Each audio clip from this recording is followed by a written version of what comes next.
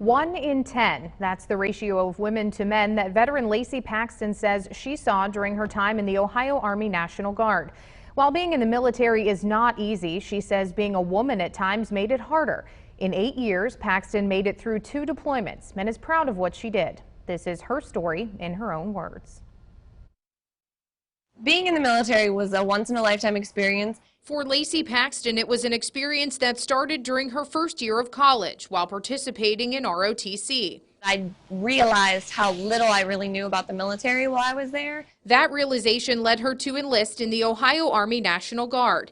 After training, just beginning to settle into weekend drills and re-enrolling in college, Paxton got orders for her first deployment and was sent to Iraq in 2005 as an automated supply specialist. There was about 8 Humvees with usually about 4 people per Humvee in it, and we escorted semi-trucks that were loaded with supplies. She spent part of that deployment on convoy escort missions. It's terrifying. There were times when I got to Kuwait on my first deployment, I drove a 2.5-ton standard truck from Kuwait into Iraq, and it took me 60 hours of driving to get there. Paxton says it was a shock being away from home and without her family, but she made some close friends who got her through. Those people are with you through so much that they become an extension of your family. After spending a year in Iraq, Paxton came home and worked as a federal technician with the Ohio Army National Guard. There were things that I saw that I don't know that I could explain to people, what it's like. Yes, I've seen people die. Not my own people, fortunately, but I have seen people die.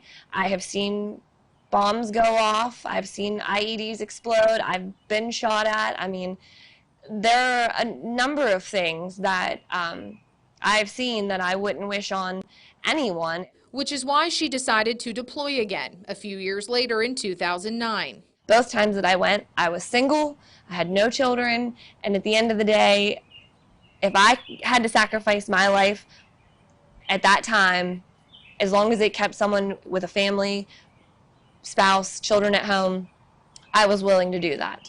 A second deployment was tough on Paxton. She says working in a motor pool on post as a woman had its challenges, so she decided it was time to leave the service. I absolutely am so glad that I did what I did. I wouldn't have traded it for the whole world. I mean, it taught me so much about myself, about my abilities. It gave me so much confidence.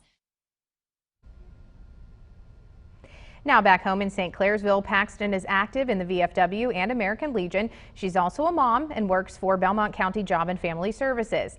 Paxton shared many more stories with us, including what it's like to be a woman in the military. You can listen to them in a digital exclusive at WTRF.com.